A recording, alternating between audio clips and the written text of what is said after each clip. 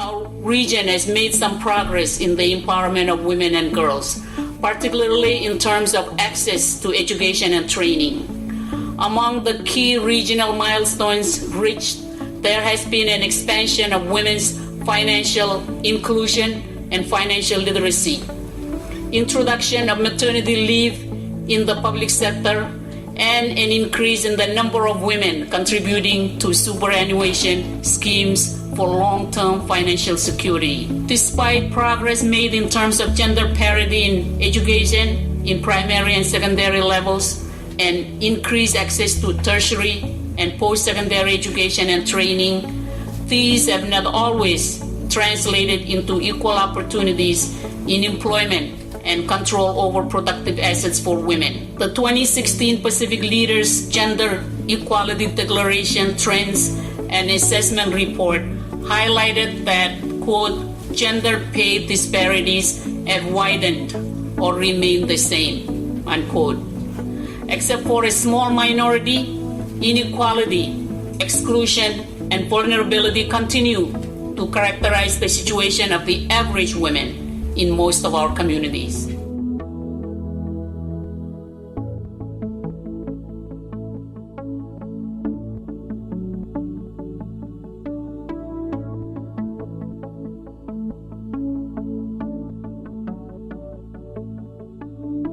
From the 2nd to the 6th of October, senior government officials and civil society representatives alike from 22 Pacific Island countries and territories came together to discuss progress made on commitments to increasing gender equality, identify measures to accelerate progress, and implementation efforts in the region. The 13th Triennial Conference of Pacific Women and 6th meeting of the Pacific Ministers for Women was an opportunity to address the gaps that remain for realizing gender equality, including in relation to economic empowerment, the event's overarching theme. It was also the platform for the negotiation and adoption of the Pacific Platform for Action on Gender Equality and Women's Human Rights 2018 to 2030, a transformational strategic 12-year roadmap holding the Pacific implementation of the Sustainable Development Goals, as well as existing policy commitments and treaties, to account. For us at SPC, the outcomes document, of course, it becomes the navigation chart, or the roadmap, or whatever phrase you prefer, because that's the submissions of the collective submissions on what you regard as important. So for us now, the challenge is to then set about finding the partnerships, the relationships, the resources that we need to make this happen. I'm encouraged in particular with the endorsement of the Pacific Action Plan. I'm a little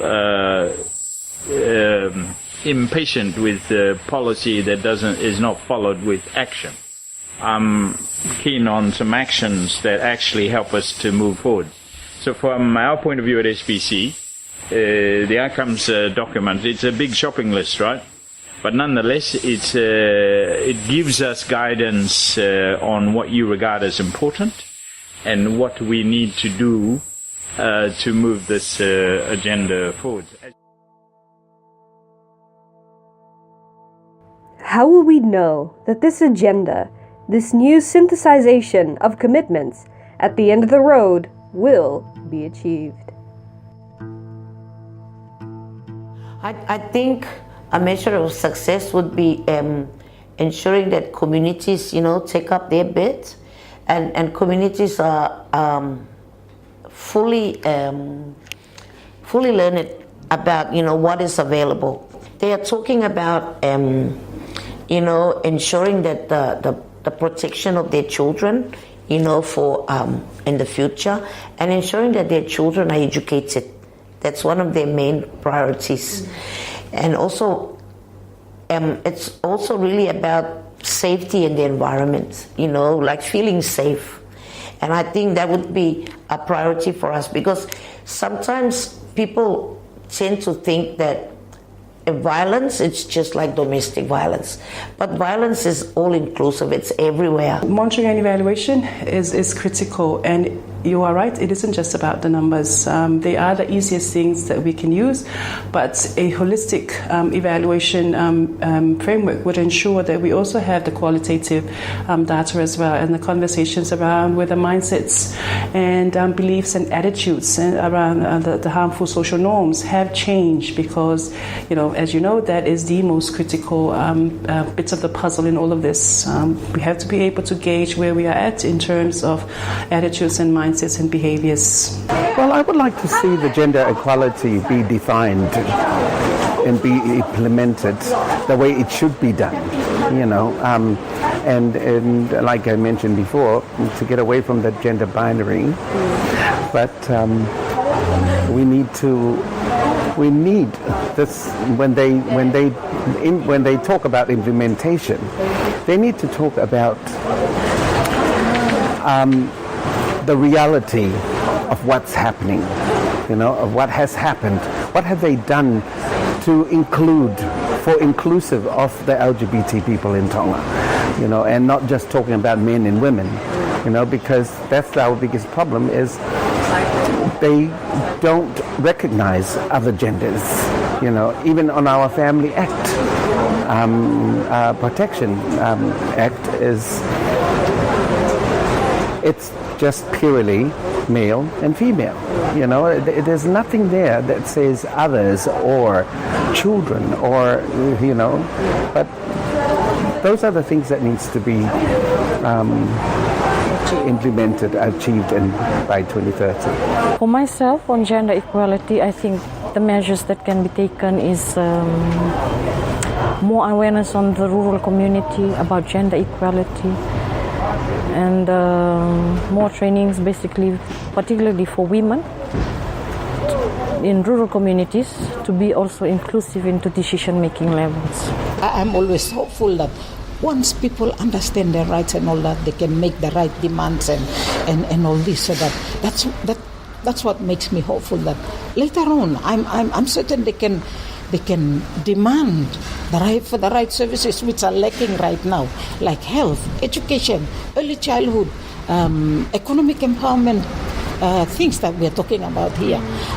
Right now, women are sitting down talking about these things, but a bit disconnected at the moment. So once they start to know, this is, because I was stressing, that is why you must vote the right people into parliament. Because, right now, some people are just sitting there and not even talking. I would like to see a decrease in violence against women.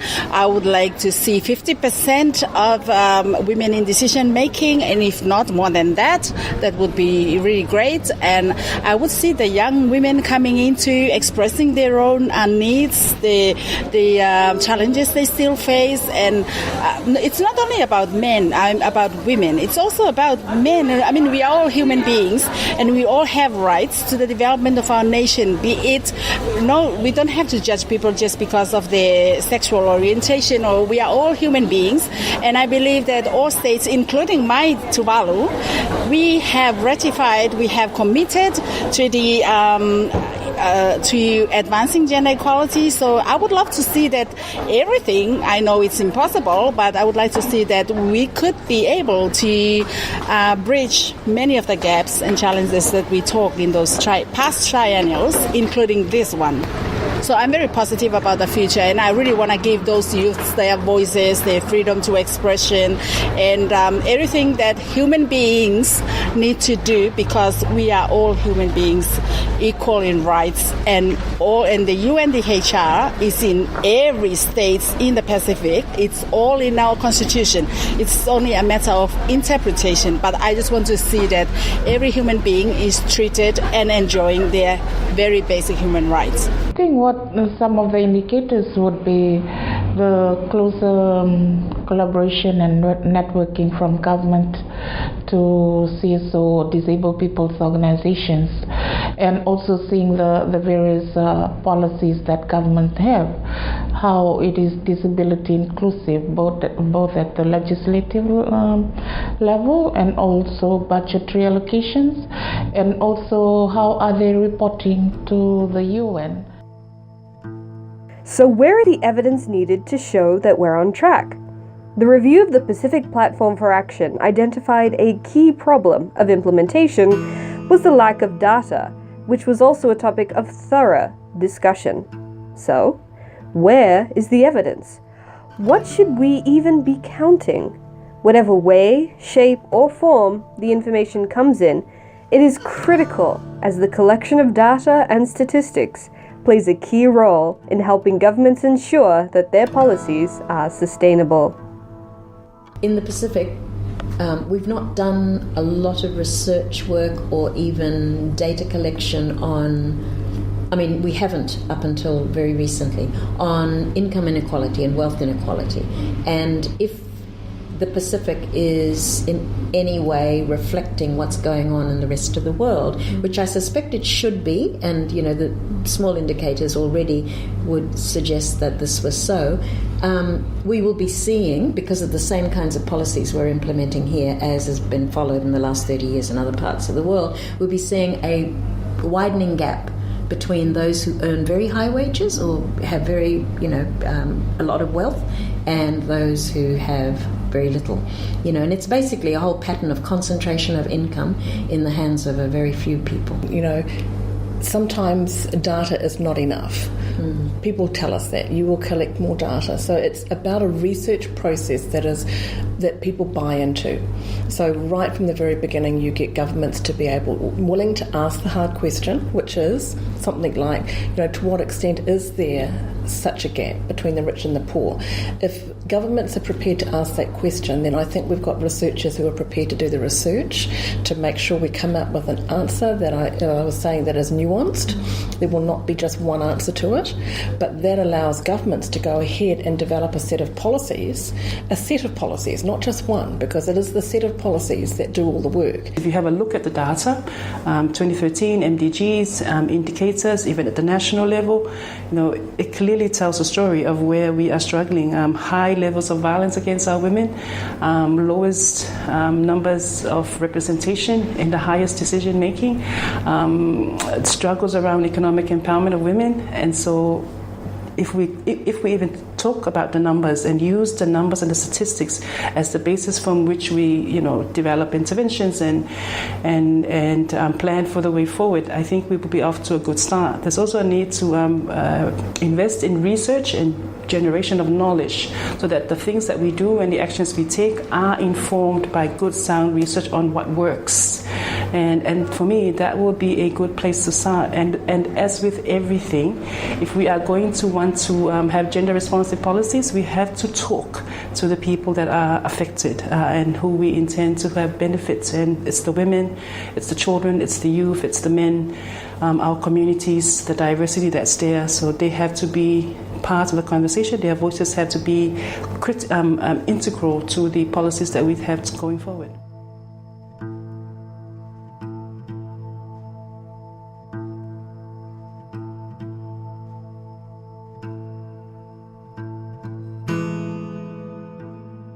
If the government has to leave their seats for a bit and then go down to the local people and see the hardship they're facing, and get their ideas, get their views. What do you want me to do? Because I know and I believe that we have finance money for all these things to bring services to the people. Where does all this money go? If they had the time to go down to the people and sit with them and see their hardship, then I know for sure they will look for ways to help them. It's quite clear that we're still at a crossroads in relation to diversity and how inclusive are we really in terms of the diversity that's there in our worlds in 2017. And while I respect that many of our countries do have a lot of challenges around legislation, around policies in terms of inclusiveness, I think the 2030 Agenda sets a goal that most of us have signed up to, and that really provides for a truly inclusive and seeks a truly inclusive society, regardless of, gender identity, sexual orientation, where you're from, persons with disability or not. And I think before we can even move forward, that inclusiveness has to be part of the platform that we start from. the role that our government and our civil society need to do is work with us. They need to be more open-minded.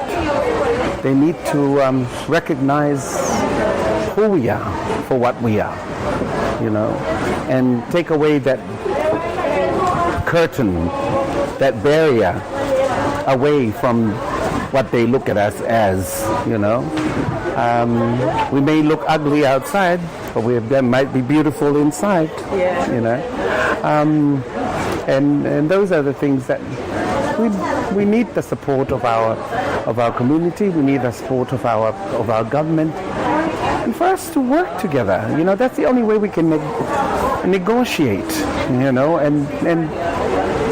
And talk about these problems, and so everybody can be united as one. But it's something that our governments need to realize, that gender responsive budgeting, it's really being about responsibility and ensuring that the budget is evenly shared between genders.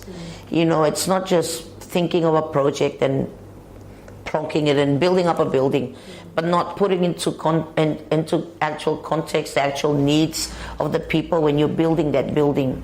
So that's why, and I think this would loosen up all the little gaps and the loose ends, because all donors now are really interested in gender budgeting, and for island countries, well, especially for my small country, it's completely something new for our, treasury in regards to thinking about looking at it with gender lens and thinking about budgeting as being a gender responsive budget. But I think this is something that also is an important part of development for countries, for our island countries, because then in that way, I truly believe that the budget will really reflect the needs of the people, because then they will get to understand, each of the ministries will know how they are spending their money, and like how each dollar is spent, whether for all of their projects, who is benefiting from each of that dollar. There's no point in just doing a project but not asking the people what their needs are for that project.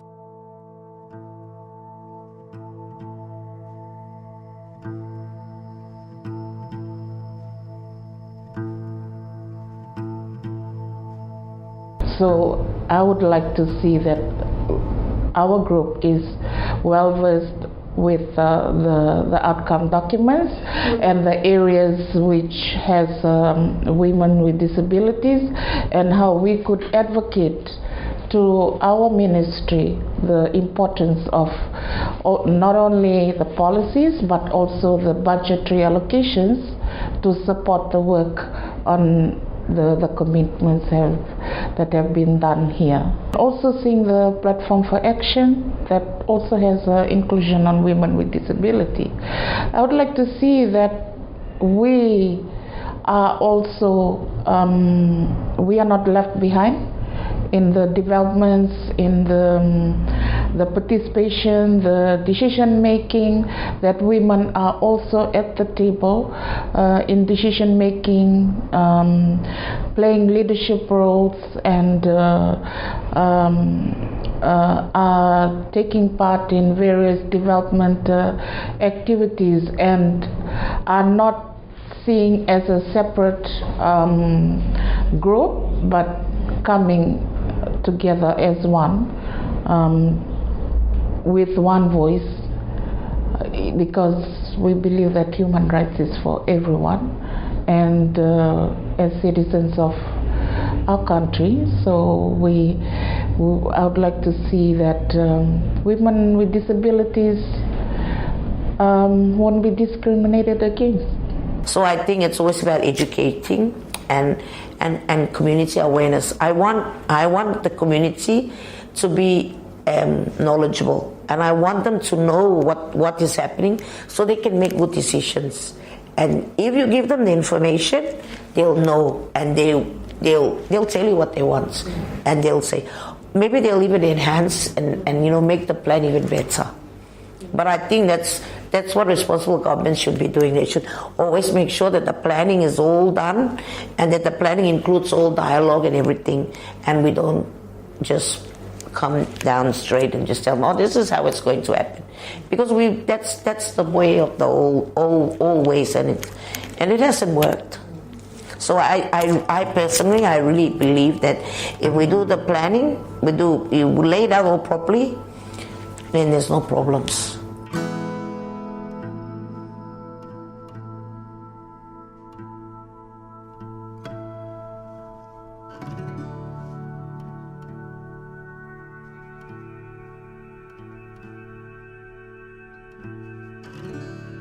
And I often tell the government officials, you partner with us and you own the reports that we give, because we, civil society, we are just filling in the gaps for you, the government. You cannot do everything. Like for example, in Bougainville, it's civil society organizations like Nazareth Center for Rehabilitation. We provide the safe houses. You know, we work with the Women Human Rights Defenders Network. You know, because the government doesn't have the resources, the capacity, and that is why I feel good that now we have started to meet. And we are encouraging government to take ownership of these things, you know, just by a partnership.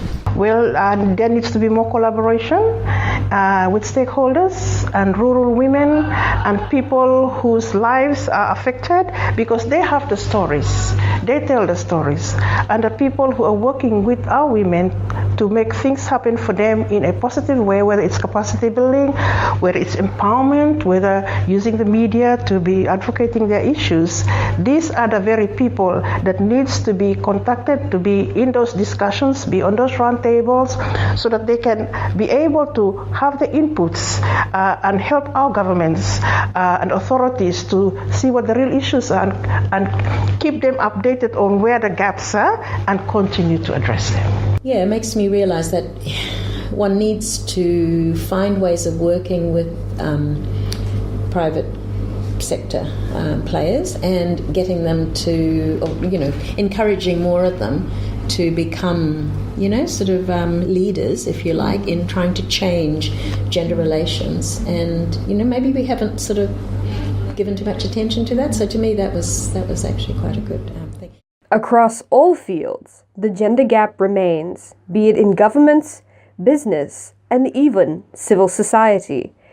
If we're to realize gender equality for the Pacific, we need to start with women leading at all levels, including at the very top. We need women as leaders, because women leaders think a little bit more different than men. It's our psyche.